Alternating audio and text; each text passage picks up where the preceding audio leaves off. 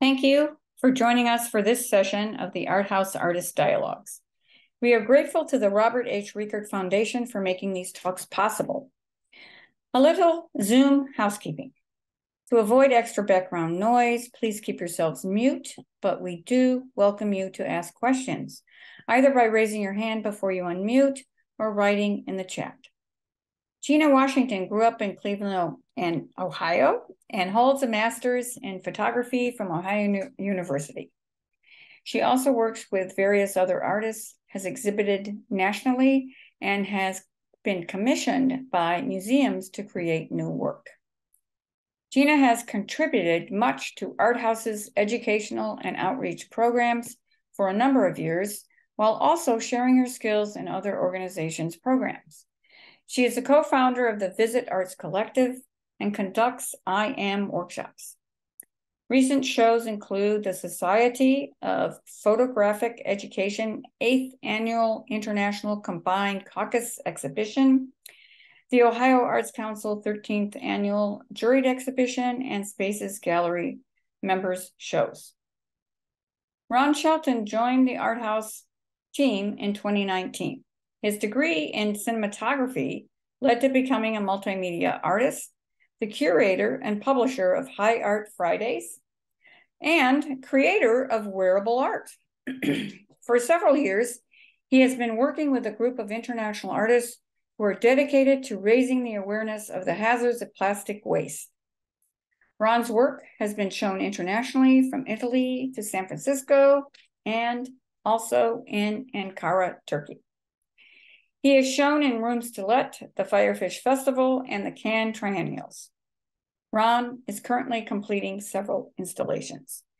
Both Gina and Ron have been awarded numerous grants and were included in the 2019 Artists of Art House Art Teaches exhibition.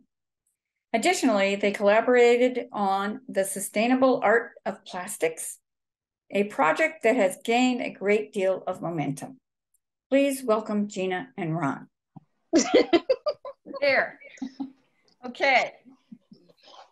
So here we go. I kept this short and sweet. Well, the first image is what's happening now in quarantine time. Well, what happened during the quarantine. So I put together the slideshow so people can see my progress from now until, I guess 2009, maybe.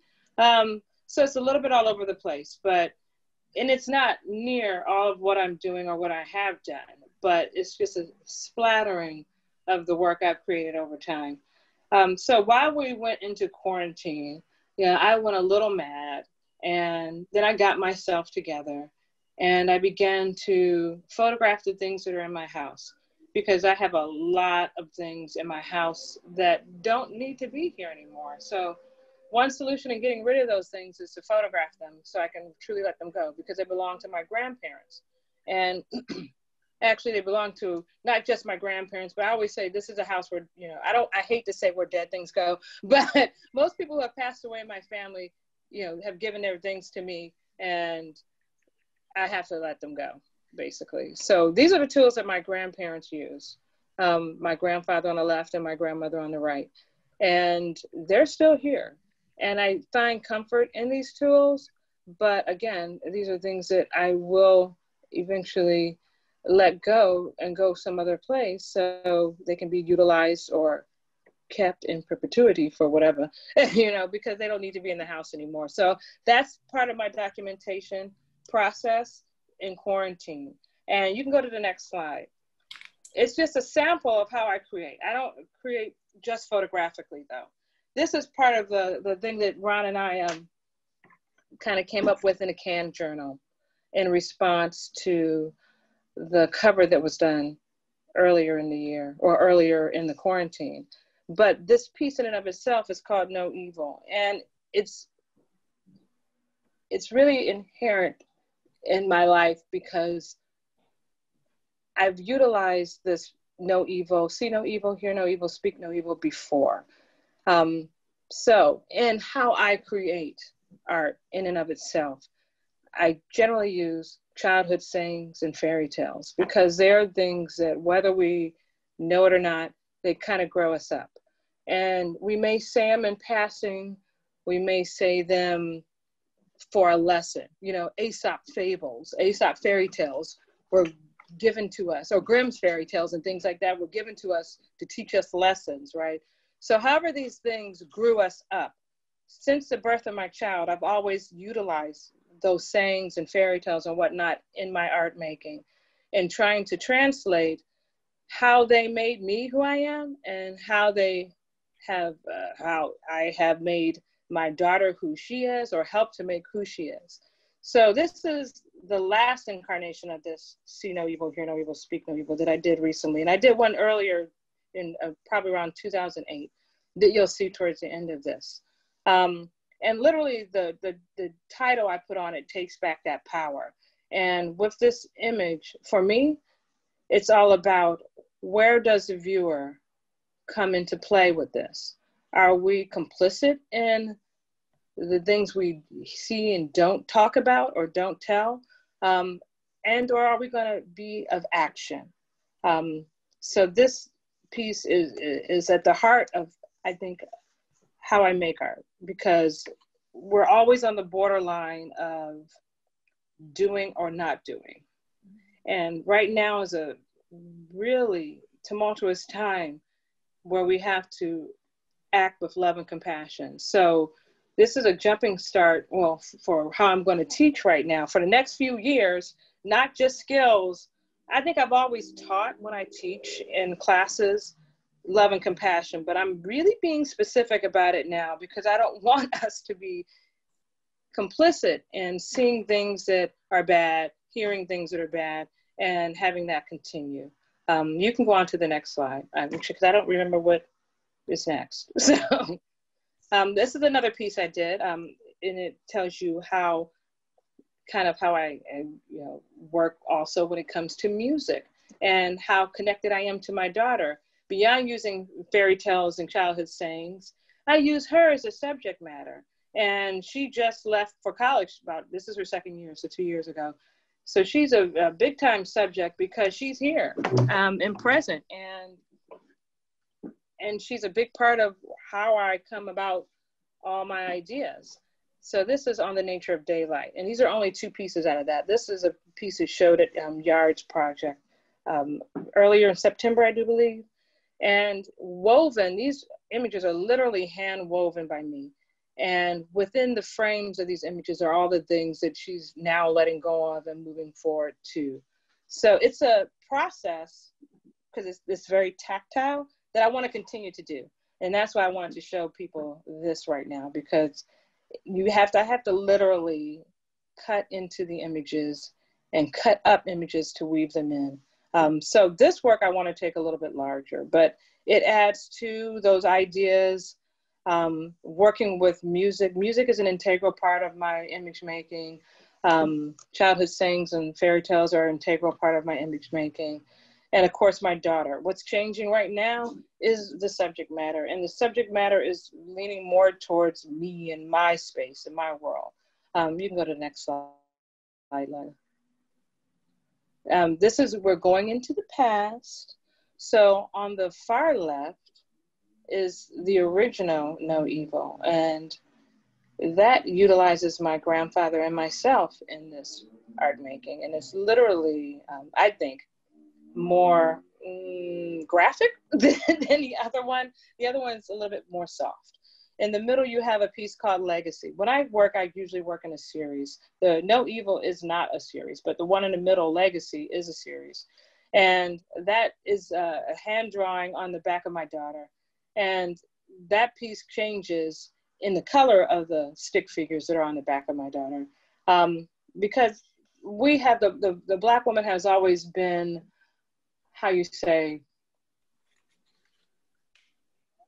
utilized in such a way, I can't say negative or positive, but used. Let's just say used. So legacy comes from the heart of what has been given or done on the backs of the Black female.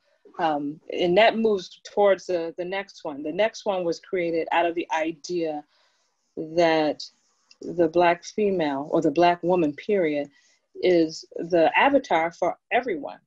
When I was in India, people asked, why is Krishna blue? And my answer to them, well, actually, the people in India didn't really answer that. They didn't really say why he was blue. But I said, you know, in my world, here in America, we have a saying that you're so black, you're blue.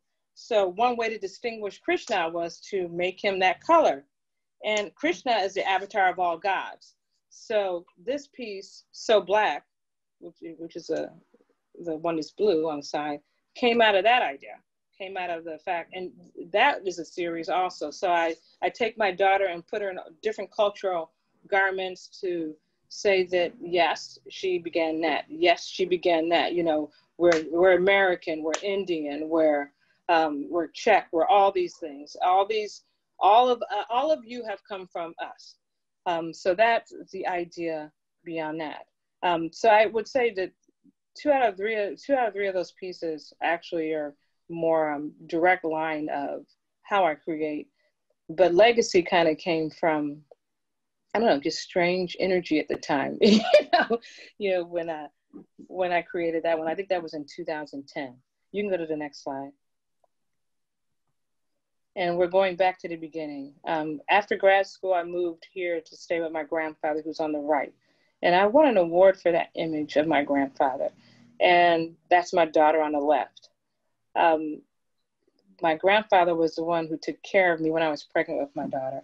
So that image for me, oh, I saw the question. That image for me is very telling, because to be honest with you, and I took care of my grandfather till he was 99 years old. In his house, he stayed here, he died here. He looked just like that before he died. So, and that was when he was probably that's probably early 80s in that image. His hair never really grayed. You know what I mean? He looked just like that, except he had a stroke. So half of his body was, you know, unable to move and whatnot. Ultimately, all the things that I do are through love and compassion, obviously, because my work is so entwined with my life and even the ideas that come to me. Wow. And those ideas in general aren't always, like I said, about childhood sayings and fairy tales, but those ideas, the heart of those things always stay with me, because I collect, you know, fairy tales everywhere I go. When I was in India, I collected all those fairy tales. And, you know, and so when I went to Bali, I collected those fairy tales. So I'm looking at the cross-cultural connections and hoping that we're all able to connect with all those things when I create with those images. And the next slide. In the beginning, I say that I'm an artist, an educator, and a collaborator. Yeah, and all those things makes me an artist, makes me a mom. But I think in the heart of being a super collaborator, I got a chance to work with CPCP, which I can't remember what it stands for. Ron could help me with that. And CAC for their first workshop last year in connecting with nonprofits that aren't in the art headset and making work directly for them through, you know, these artist initiatives. So I connected with my group that I helped co-found, the Visit Arts Collective, and we connected with the Seed Bank, and we created what do you call it, a seed shucker? And that was one thing we did. And the second thing we did for the Seed Bank was create a garden in their spot, so we could see forever how, you know, that space is transformed through plantings that we did also, because we wanted the seed bank the seed bank to be on the forefront of everybody's headset when it came to sustainability, because not a lot of people access the seed bank. And one of the initiatives for that project was to, how do we get this nonprofit, you know, how do we address the needs of this nonprofit through art? So that we addressed that by, you know, connecting with another garden that they were connected with and making them the seed shucker so they can go to all their gardens and produce seeds for their events and whatnot.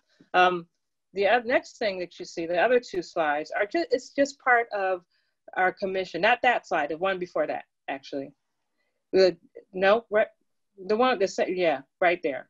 Oh, the other two images sorry. on there, yeah, that's a mural that the Visit Arts Collective did for Slavic Village, and those are my favorite images I can see right there. So people can still see that on East 65th Street off of Fleet. But me as a master collaborator, I've done Ingenuity since Ingenuity began. We have done Room Select for the past 3 years as a Visit Arts Collective. The Visit Arts Collective began in 2009, I think. Lolita can tell me if I'm wrong. We probably did stuff before that. So all the Ingenuities we tried to work with, except there was a period of time when we didn't. But we've done Firefish.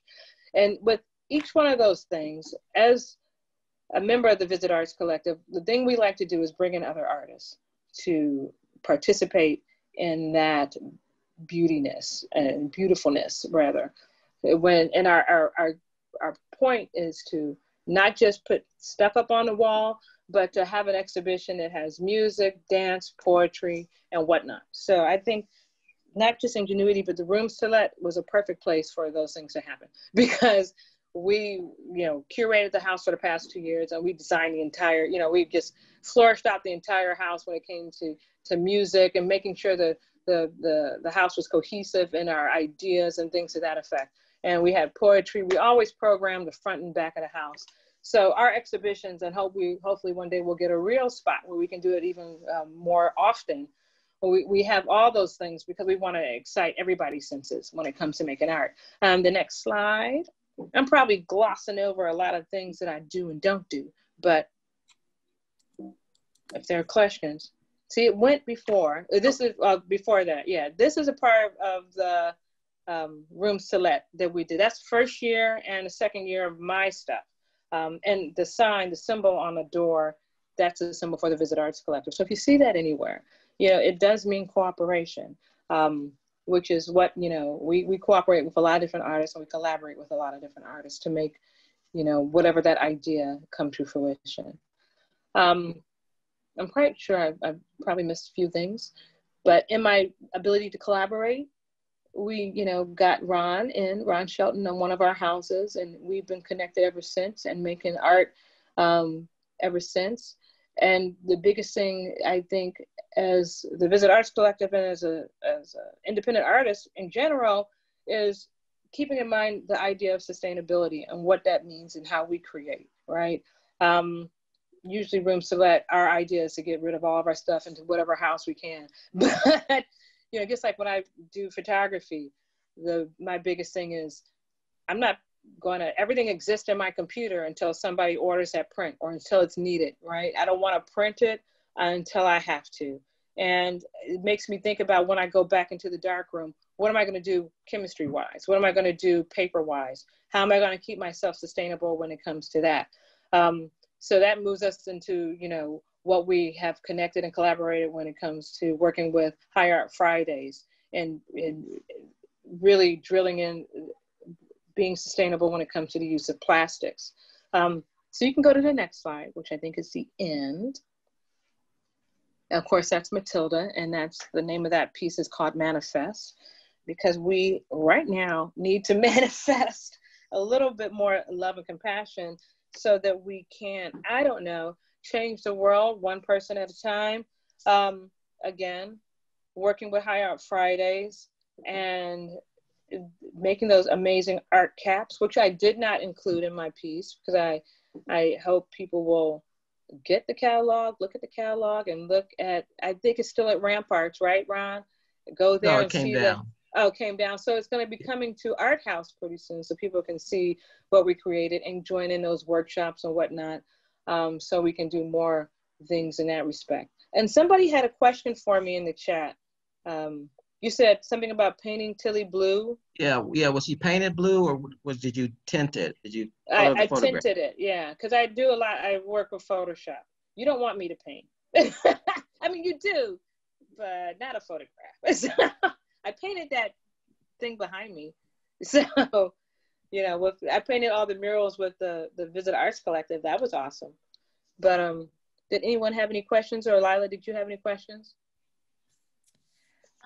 Can you talk a little bit more about what made you decide to create those photographs that were also weavings? And oh yeah, yeah.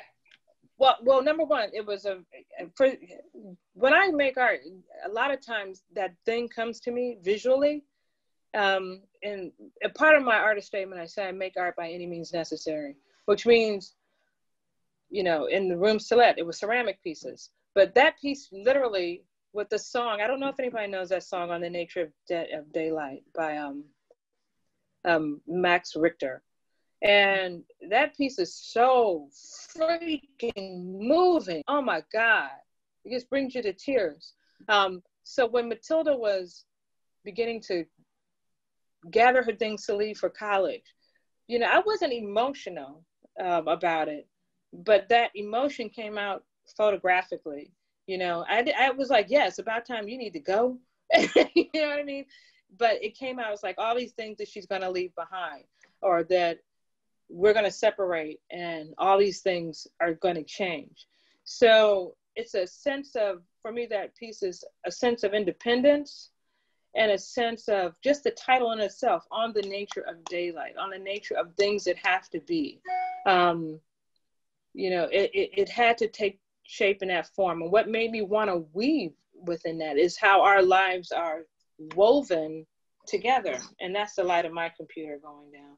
Our lives are, you know, inextricably woven together just by virtue of the fact that we're mother and daughter. And what does that look like? All these things that are in my space, because it's not space I'm creating, or should I space that I'm creating, but it's not space she's creating independently. And she's moving towards that independence. So that last image On the Nature of Daylight, which was one on the right, where the ones that are in the series is in black and white, and the things that are woven within it are in color, but the last image is in color, and the stuff that's woven in it is in black and white. And the images that are woven in the one that's in color that are black and white are images of her and I together. So, and she's moving forward. So, you know, it's all about that letting go. And what does that look like? You know what I mean? So within the frame of the left-hand side, all those are our pets, the animals, and the things that are in our life that support us. And the ones on the right are the things that, you know, just her and I together. And I think, like I said, I had to cut into the paper to make that happen. And it felt really good because, you know, there's so many layers to just the cutting, you know, and I think about anxiety and the fact that anxiety and depression, people cut themselves. So that's a part of that layer, you know, that's part of our relationships, you know, and that cutting of the cord. And literally, you know, now that I'm talking about it out loud, literally processing that idea of letting go. And I think that's how that came to be, especially with that piece of music. If, you know, when it accompanies that, it kind of says it all. So then your COVID project, where you started photographing all of the things that family members have left to you or have ended up in your house, that's connected to this idea as well, where you're in some respect, you're cutting your own cords from parts of your past. Yeah. Big time. And I like how you put those two together, because that makes sense. Yeah, and honestly, this was my grandfather's house, and now I own it. And even as I go through my files and papers, I say, I'm going to keep the one thing that has his name on it, like the water bill, the light bill. I'm going to keep one bill that has just his name on it, because then it became the two of us, then it's just me. So and those I'm going to take those objects, the paper objects, and put them into the new piece that I'm going to be doing, that I want to be larger. Because I over the summer, we did a piece for a Rainey Institute called Face to Face, where kids had to create their present, it's not even in there, where they had to create their present day face and their face 10 years from now. And we were collaging with that. So I'm saying, this feels really good. Another tactile You know, so I'm going to take those objects and weaving and marry them into larger pieces. As soon as I can clear my house and get a space to do that, which is what I'm in the act of doing now. So yeah, I'm cutting a lot of cords, but I'm trying to do it, like I said, with love and compassion, because I can't just throw things into the trash. And I have to thank those things that were here, because all these objects straight up grew me up. I used to iron my clothes with that iron. You know, I sometimes use my grandfather's glasses to see. So, yeah, but they gotta go. I don't know what those keys belong to, but because those cars are gone, but that's a whole nother story. Okay. Does anybody have any other questions?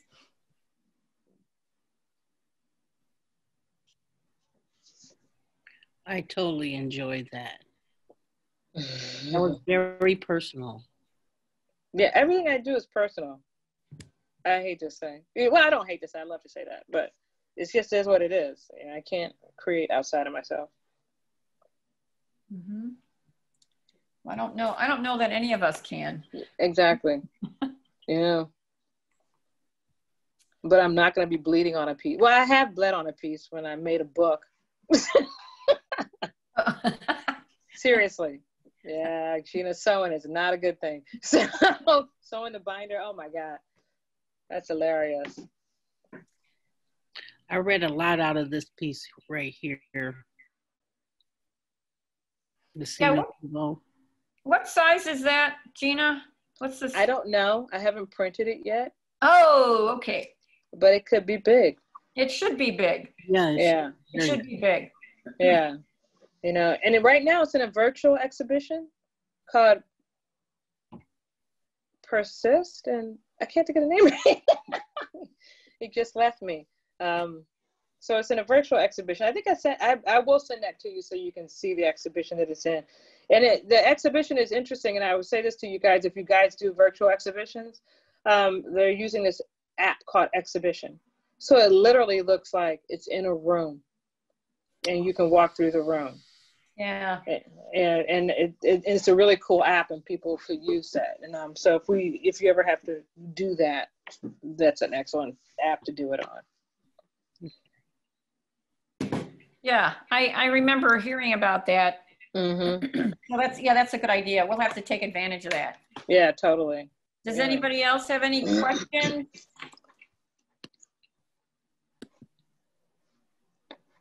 Okay. All right. It's Ron's turn. I guess Ron, you're up. Okay. Well, I'm just going to go through the slides, try to get sort of a in retrospective presentation, but most of the stuff is relatively new within the last couple, 3 years. This collection is, as we all know, that I've been working with plastics for the past 3 years.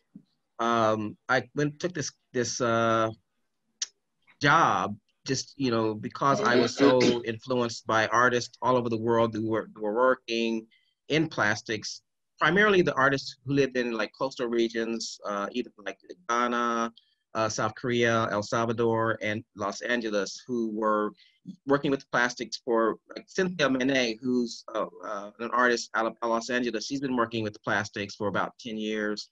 Patrick out of Ghana has been working with it for over 7 or 8 years. And Taewon Kim out of South Korea has also been working in it for a long time. So those artists were a part of my online arts presentation called Hired Fridays. And I kept seeing plastics in this ingenious, method of, transforming that medium that we see into works of art. And that seeing that periodically, I started a campaign called Plastic Trash into Art. And that's when I sort of took up the medium and started working with plastics myself. And it just sort of changed my life. Once I started to work in plastics, I started to scavenge for plastics, collecting plastics, plastic hoarding, my own inventory of plastics and stuff that I use. And I still hold on to every piece of plastic that I use, and I transform it into art. And it just changed my life. So art does have the power to really impact oneself and one's community. And that's why I started this campaign, the HAF Connects project, which is incorporating local artists and international artists together, creating works of art, and hopefully that works of art will, change people. I mean, it will sort of like change and sort of like try to get to the core of it, try to change our behaviors. Which we are the perpetrators of this. Our desire, our hunger for like consumer, we're hyper consumers. This culture is, and we generate this stuff. We create a demand, and so we can stop it. Just as we create it, we can stop it. So like educating through art is one of the things that I think is really vital. I mean, it can work. So that's why this project is going on. Okay. This particular exhibition was at the Artist Archives of Western Reserve, which just came down like a month ago. These are several of my plastic art caps and my plastic robes. And this project pretty much started at Art House during my residency at Urban Bright last year with Denison third graders. So next slide. This is going back maybe 4 years. Before I went into plastics, I was working mainly in ephemeral materials. I was working with chalk on slate and ice. I'm kind of drawn to the winter. I've been drawn to the winter for probably 12 years. I've been running in the winters for probably like 8 years. And I started working in ice about 4 or 5 years ago. But I did a series of chalk on slate. I have a 54 by 48 inch chalkboard. It's one of those old school chalkboards that in our schools, and I have it in my hallway, and I created these pieces of work. And it was an amazing piece of a project because I had to erase all of the work. Every time I created the work, I had to erase it. And some of the pieces were up for like 4 months, 4 or 5 months. And I would do a process of layering, different layers. And I sort of identified each of the layers by name. And it was really a difficult process to get rid of it. It was like a sort of like, cleaning literally like erasing memories, erasing old habits. So it sort of like became a project for my own internal inventory. And the last stage of the last layer was water. It was a water stage. And actually this is the application of water. Once I put the water, it became sort of a ritual. Once I put the water on the chalkboard, it was my way of saying, it's ready to go. And that was the only way, it was like sort of like a baptism. It was the only way that I could actually start the process of erasing and starting a new one. Next slide, please. Why does it give me trouble? There. It doesn't want to do it sometimes. This is one of the pieces that's currently on display at the Holly Building downtown. I was one of the 3 recipients of the Downtown Cleveland Alliance Sparks competition. I submitted my proposal and they selected 3 artists, and we are still there in that space. I have one of my plastic robes, and this is one of my plastic hats. These are basically medicine bottles, the amber and green color medicine bottles I melted. And it creates this really organic, like flowing, liquid-like type structures that's really remarkable. It really reminds me of glass, like blowing glass. This was the most, I typically don't melt it. When you melt plastics, its toxicity is this way over the top. So I definitely, use a respirator every time I, do this process. But the results is amazing. So it's a project that I really like to do, and I'm collecting at hundreds, probably over 500 plastic medicine bottles now that I'm going to transform into another installation in the future. So I'm constantly collecting plastics. My studio is overrun by it. So it's an amazing journey that I'm on, and hopefully it will basically educate people to help change and rethink the manner in which we use material and products. Next slide. I don't know why it does this. It's given me trouble. Okay. This is a piece, my piece called Plastic Man and the Wire Bouffant. Um, this was the piece that was exhibited this year in Turkey. This piece traveled thousands of miles to this exhibition. The curator of the show is a member of High Art Fridays. High Art Fridays has given me like a mainstream contact with an international platform. I've been invited to like several residencies all over the world, and you know, I basically don't have the money. If I had lots of money, I would be traveling everywhere because I get invited to places all the time. I've exhibited my work. I ship stuff off to different countries. Italy is one, and this piece was in Turkey. So I'm really, really pleased about this particular piece. It was called Three Continents. She collected artists from different continents to create this body of work for this particular exhibition. Next.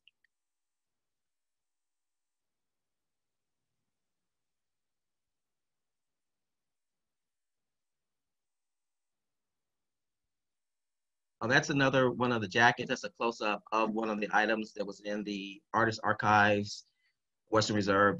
Just a little background about this particular jacket.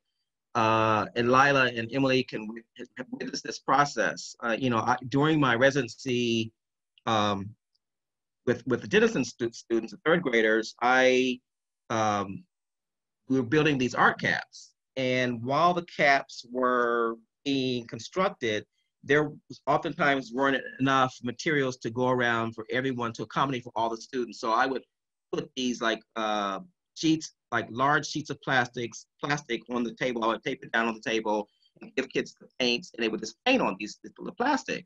So what I saw was just like amazing. You know, the art that they created was just like it just, you know, amazed me. So I knew I had to do something with that work. So I actually got a really basic robe pattern, and I just like start cutting the pieces up and creating these robes out of plastic. So that started a whole new journey. But I found the challenge of that was I couldn't get the paint to adhere to the plastic. So I tried all these different techniques trying to get the paint to adhere.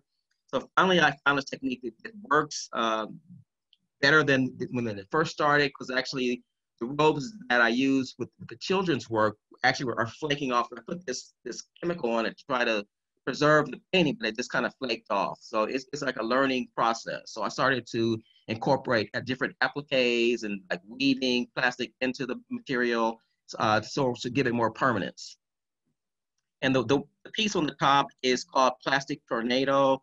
It's one of the art caps. Those little projectiles are actually melted plastic laundry detergent bottle handles. And I melted them and then attached them to the frame. Next slide.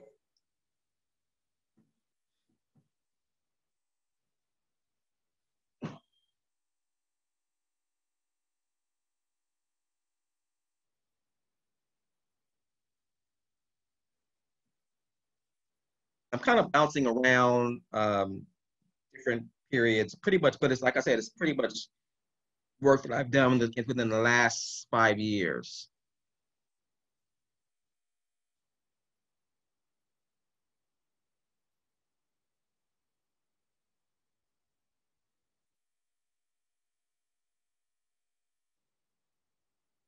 This piece here is one of the robes and another one of the plastic medicine bottle caps, art caps. That is the show that we just took down. It was our first debut exhibition of HAF Connects. In that show, approximately 11 artists, 4 international artists, and approximately 7 local artists. And this is our first showing. I was really happy with it. It just happened this March. Tech just kind of asked me out of the blue to do a show, and I thought that was a perfect opportunity to show HAF Connects, give it its debut showing. Hopefully, it is our intention to tour this exhibition, you know, as far and wide as we can to spread the word about plastics and to spread the word how artists from all over the world are impacted by the same problem. You know, it's a global issue, you know, that we all have to begin to address. And you know, and by the year 2025, plastic manufacturing is going to double. It's not ramping down, it's ramping up. Just for instance, in my own personal observation, is the medicine bottles that I get, they've now increased the size, like double the size of the medicine bottles. And they have this really fancy cap on it now. It's just like they're not even trying. There's like maybe 50 pills in the bottle, and the bottle is like 4 times, larger than it needs to be. So that they're not even thinking about, changing this. And the weird thing is about when the coronavirus, this shows how the plastic industry manufacturers are like vultures. They took advantage of the corona pandemic. They sent a letter. I have the letter somewhere around here. They sent a letter to the government pitching how plastics is safer.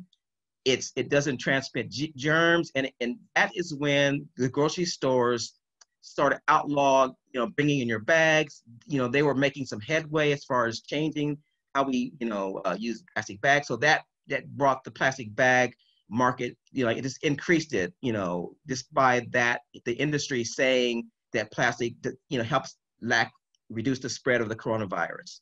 So they after months and months, they realized that was bogus, and it was just a ploy for them to increase their profits. Okay, next slide. And this show, the next stop of this show is going to be at the Art House in December. The show opens up December 10th. Really excited about that. We are having a parade this coming Saturday. I've been working closely with Kathy Lane from Sustainable Cleveland and Nicole McGee. She's co-founder at the Upcycle Park Shop.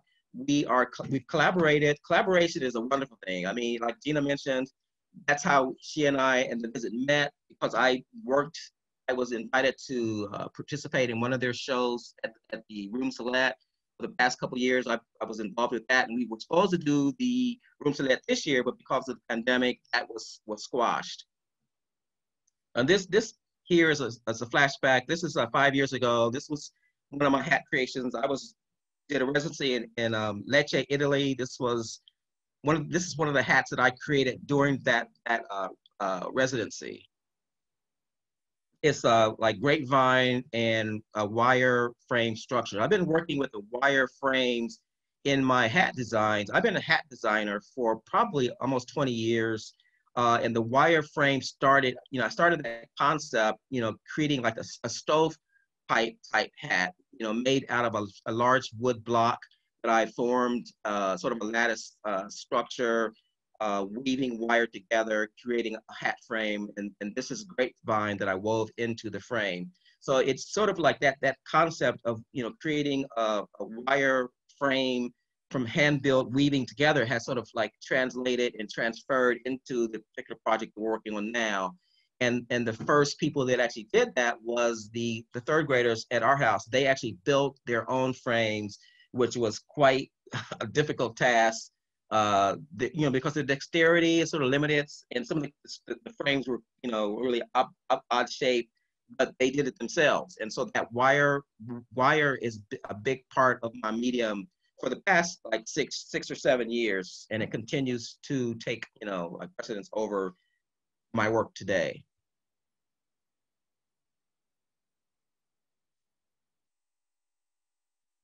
I think that's it. Yeah.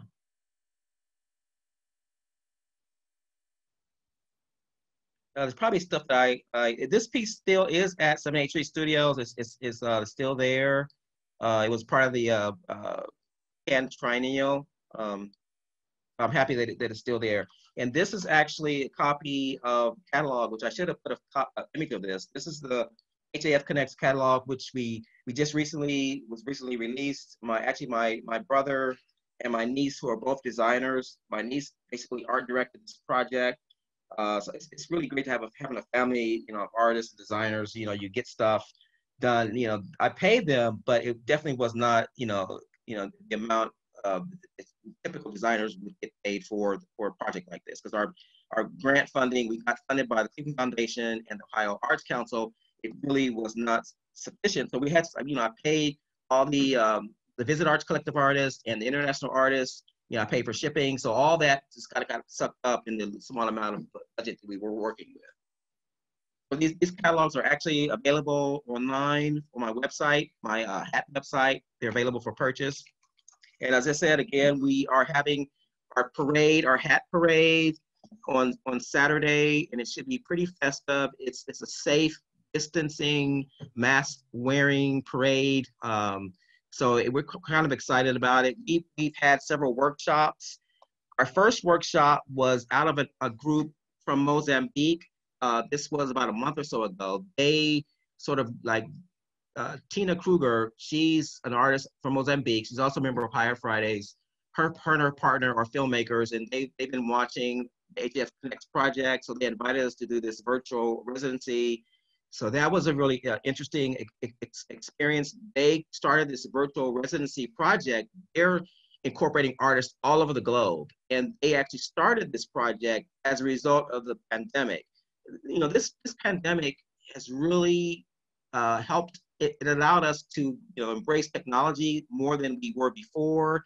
And I think this is kind of like it's going to be a part of our culture now. It's just like so easy not to be a part of our culture. I think there's a lot of hiccups, you know, learning this whole Zoom virtual thing, but I think it's a product that this has come about, and it's here to stay. It's going to be a part of our culture. It just makes sense that we will like latch onto this and become better at it, because we were like forced into this whole technology, you know, without much training, and we were having all these issues. But I think we're going to get better. We're going to just like it's going to take on a whole new chapter in our how we communicate, how we engage each other. So your the work that you were doing prior to getting involved in the plastics and starting to collect that and work with that material, working on the blackboard, layering up, it's happening and building over an extended period of time, which, you know, that has a certain amount of substance, right? Because it's there for a while, but then you erase it, so then it becomes ephemeral. Are you thinking about that in terms of what you're doing now? Go ahead. Oh no, you go ahead. Finish. With how you're making the work, the material that you're using, and how apparently permanent that work is. Is that just, you know, that idea of permanence and something that's temporary? How is that shifted for you, or is there some kind of place where they're merging? It's an interesting question, and it's also an interesting process that happened. Like, you know, the ephemeral part of like the chalk and then the ice melting, and me working diligently in the winter. Like, you know, I was really frustrated with, like, you know, I don't run unless it's snowing, and I don't run if it's over 30 degrees. I think that the coldest I've ran is probably like 12 degrees. And, you know, cold air, something about working in the ice, handling the ice, creating these sculptures, it really lifted my mood. You know, my depression, you know, it kind of like squashed it, because the cold somehow invigorated me. I mean, so it became sort of therapeutic, and also in more ways than one. But just the whole process of letting go out, and I don't know really what led me to working with the ephemeral medium. It happened at the same time. Because it just let it go. You know, I would dread the warm temperatures. I mean, I would watch the temperature, the forecast every day. Like, oh my God, I have 3 more days to work. You know, and one winter we had like this we had 2 drastic thaws, and then we had this like major deep freeze, Arctic. Like it was a major, like seriously bipolar. I call it bipolar winter. But it was really to feel the ice melting, and to hear it crashing onto the ground because it melts. It helped me to like not get attached to stuff, you know. And I think that was the lesson that I learned. But what I don't understand today is like why plastics came on after that, and how those two are totally different. You know, it's like total dichotomy of mediums, both on opposite spectrums. You know, one is melts, you know, in the matter as soon as the temperature rises, but the other one stays on the planet forever, practically. So it's an interesting thing. I don't know what that says about my own life or what I'm experiencing, but how those mediums like paired up, you know, one behind the other is a really interesting phenomenon to embrace, because I didn't plan on getting into plastics, you know, while I was working in chalk and ice. But once I started working in plastics, everything just stopped. I haven't really worked on the chalkboard in a while. The chalkboard was sort of a sort of a spiritual, like a journey. It's like a journey of building and analyzing. And usually I always started the process with like prose, like a poem or some writing, and then it just kind of builds from that. It's kept layering. I erase and layer and layer. So it was an interesting process. And how those two paired up is really, it has something symbolic, but I haven't figured it out what that is. Just show that one for a little bit. Okay, and so now you're collecting plastic and making stuff with plastic, and you always have leftover pieces of plastic, I imagine, from making this stuff. So you're still hanging on to that.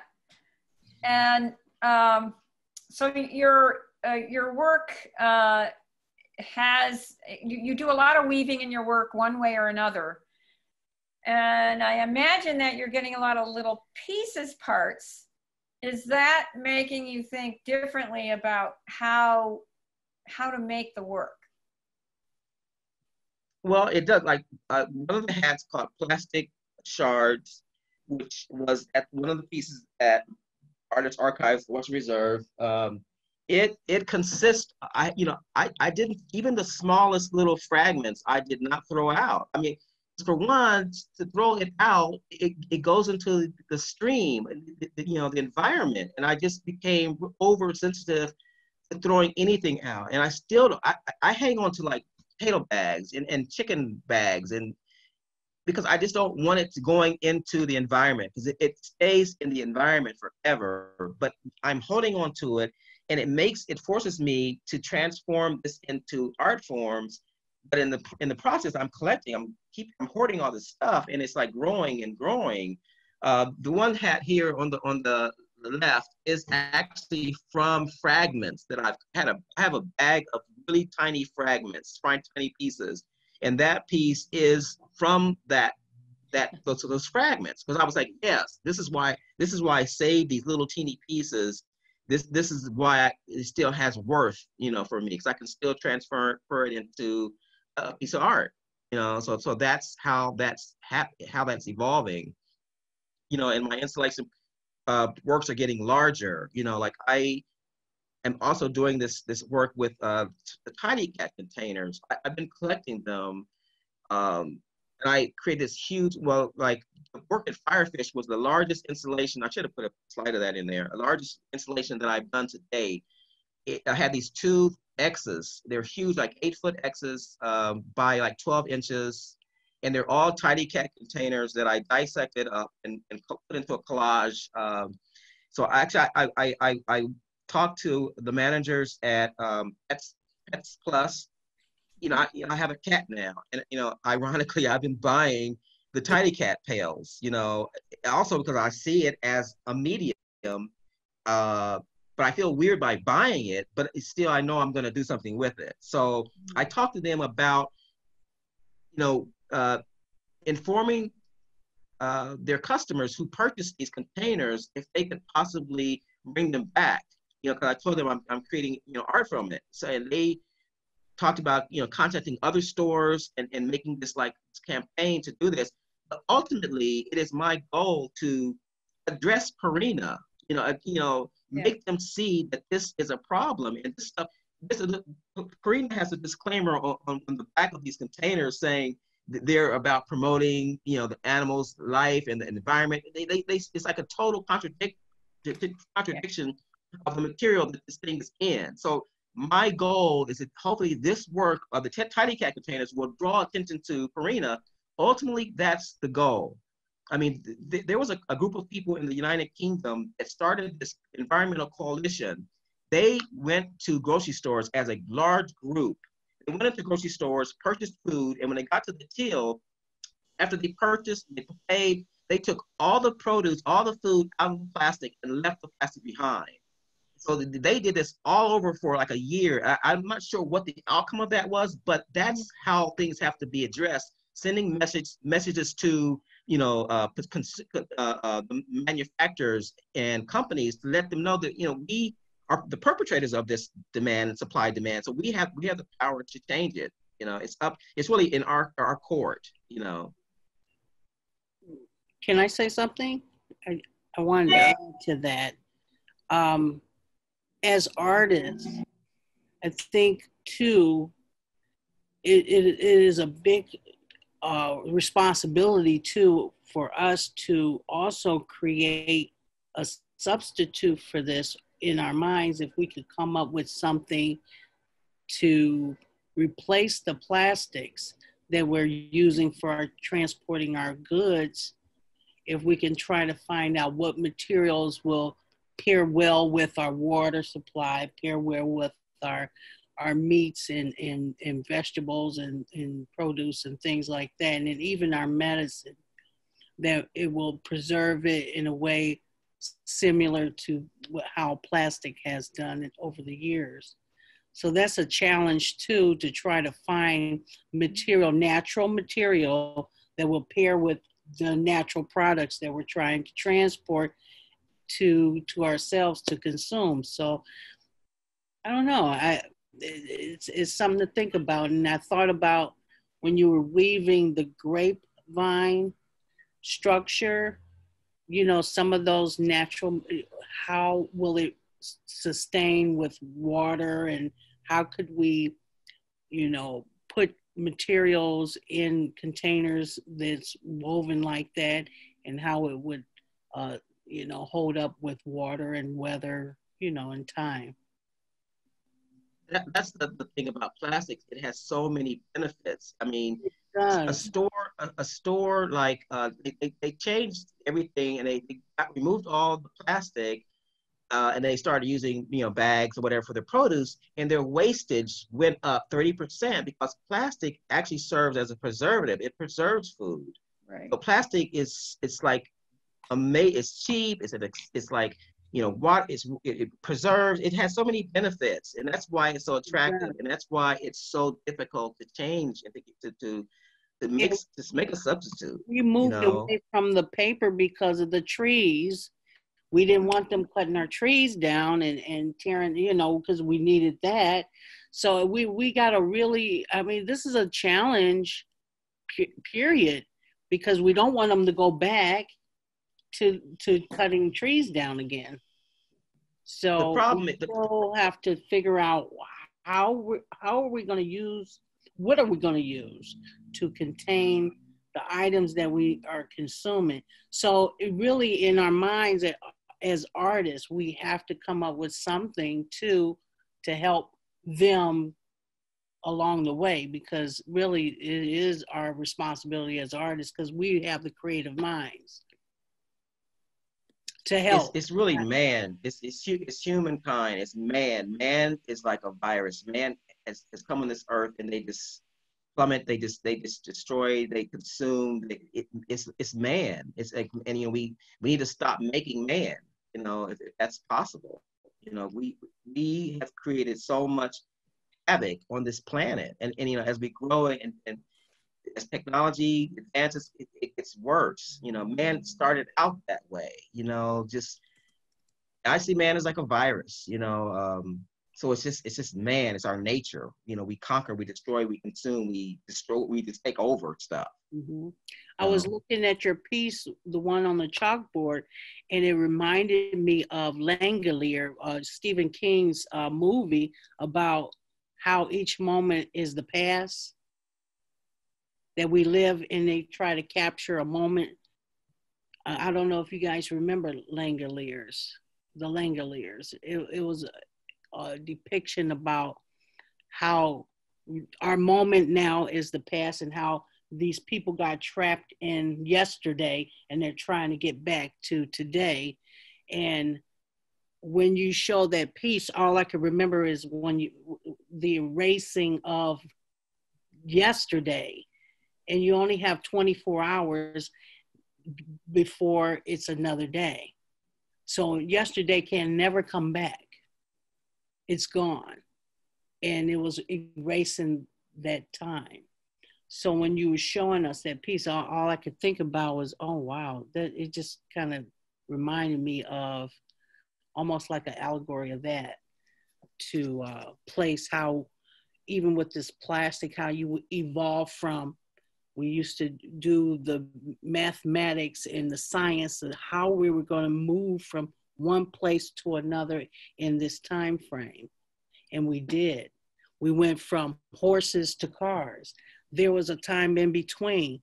What was we doing? We were planning and trying to figure out how we were going to move from point A to point B in a time frame. Now, those days when we were using horses are now gone. That was our yesterday. And we're in this today. Now we're going from cars to planes to trains. Now we'll be leaving planes and trains and cars to other vehicles that's going to be just flying through the sky like a bullet.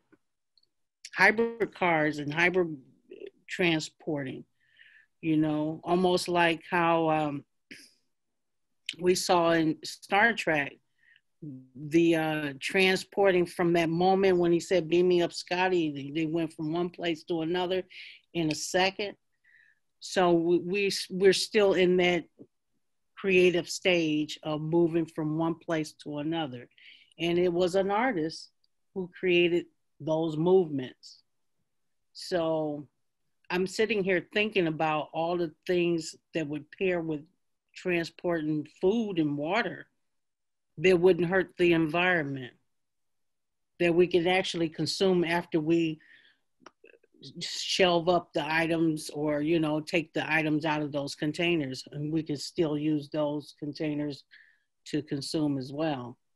So nothing would be at waste. So that's where my mind went when I saw that. I was wondering if Ron and Gina, you wanted to talk a little, just a few minutes, a little bit more about what it's been like collaborating and how your collaboration process develops. Sometimes I have to push. I think well, it develops, my collaborating process develops naturally anyway. Usually it's like my wheels are always turning when I'm in the face of an artist and I'm like, hey, you know what we can do? So I can't remember exactly what started the MAEF grant. But I know Ron was reluctant at one point to not do it. And then we got to talking and I was like, you know, why not do it? I mean, there's no reason not to do it. You know what I mean? And I think what came about with that was, you know, as a nonprofit, all the things you have to be a nonprofit.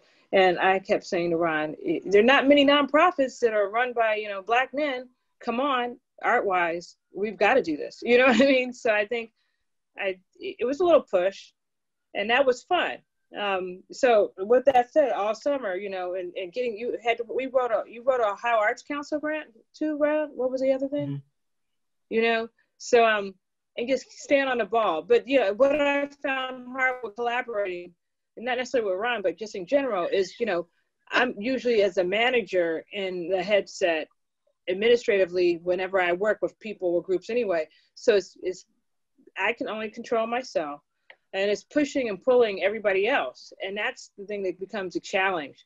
And how do you, you know, light the fire under people that are not you, and mark the deadlines and things like that. So, which is fun. But I think with this project, because I think, you know, coming from and thank you for telling me what CPCP meant again. I have to look at it again. Center of Performance and Civic Practice. I think I pushed Ron. Well, I suggested Ron do that workshop because I was like, that was great. And it was weird because when I was there, all the artists around there were like, so what's the point of this?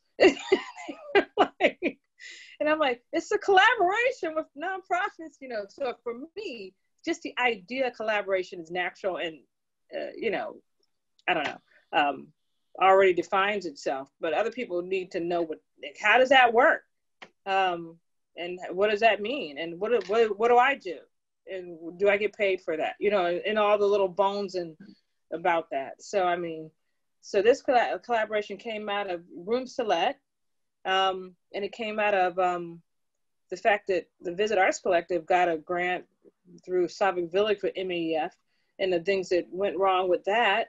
And it came out of the fact that, we need to be in control of, or more in control of how we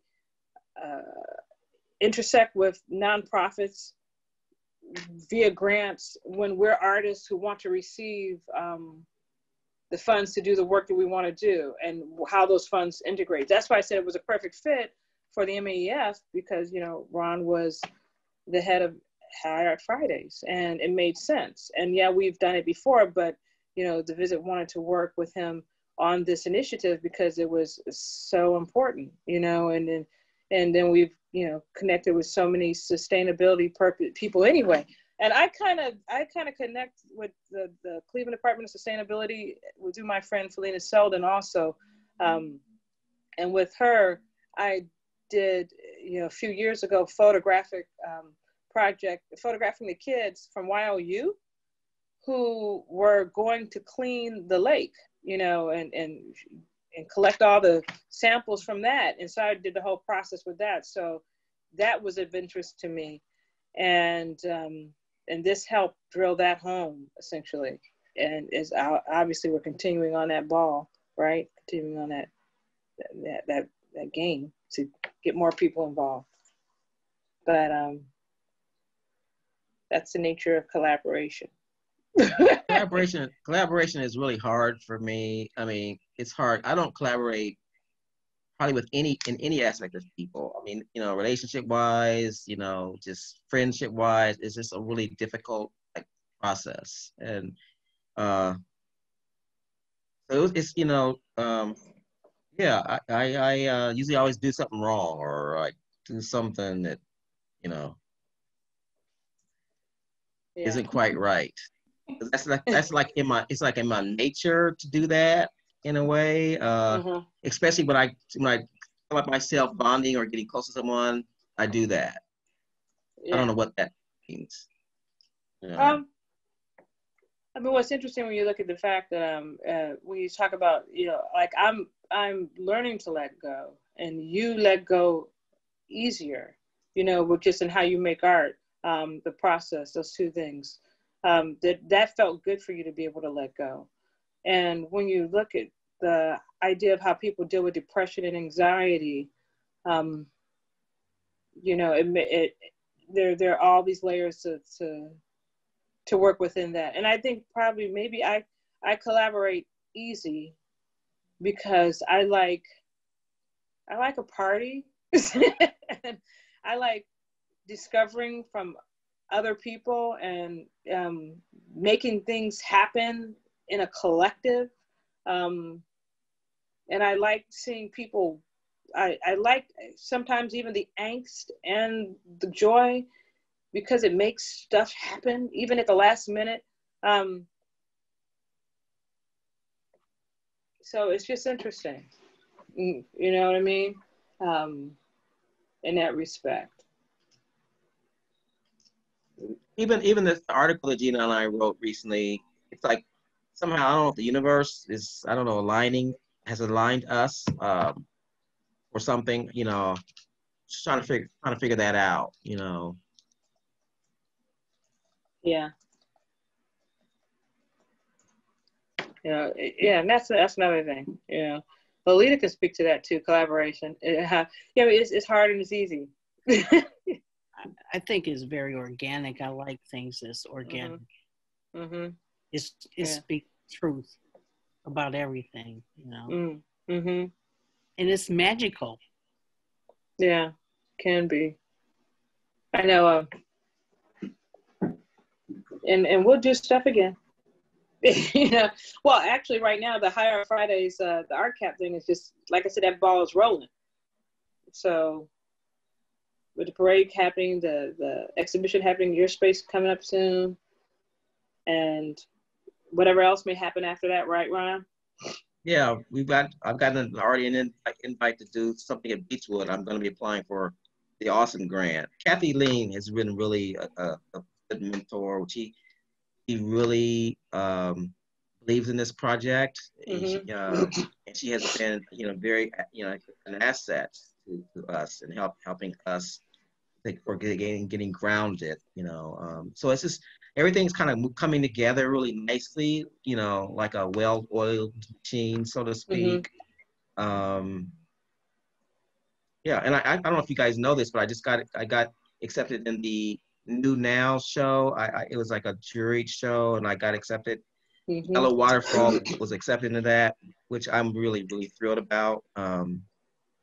So I'm just happy with the progress and just the direction and staying busy. I think that's probably what's kind of overwhelming me the most. Staying too busy and doing too much shit and just getting really like crazy. I don't know what it is about it. Like I just can't say no. I can't turn anything down. Just I don't know. I feel like I have a little time left. I want to get as much shit in as I can. So. Makes sense.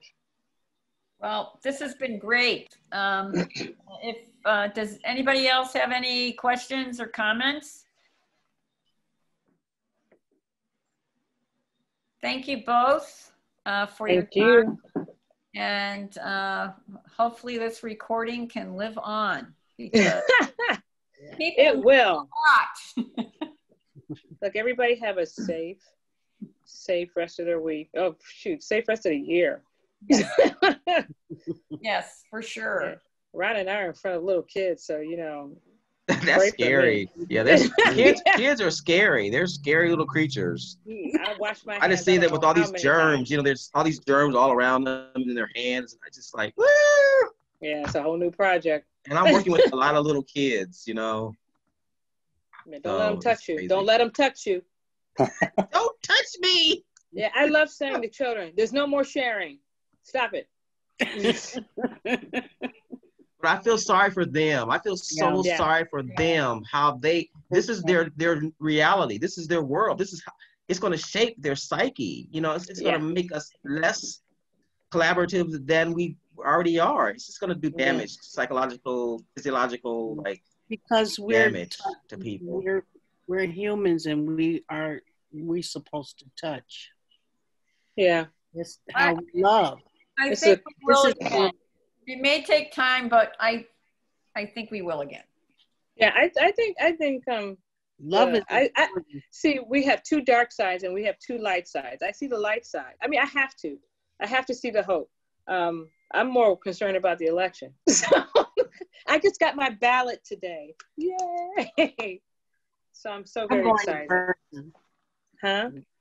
Going in person. Yeah, no, I'm around too many kids. I don't need any extra cooties. I have to admit. But shall we say goodnight? We should. Yeah. I have to eat. It's dinner time. Hey, Ron, Gina, thanks for sharing. It was great to see the work. Thank you. You're welcome, Bruce. Yeah, you guys have a wonderful evening. Yeah. You guys as well. Bye-bye, everybody. Bye. Thank you. Bye. Bye.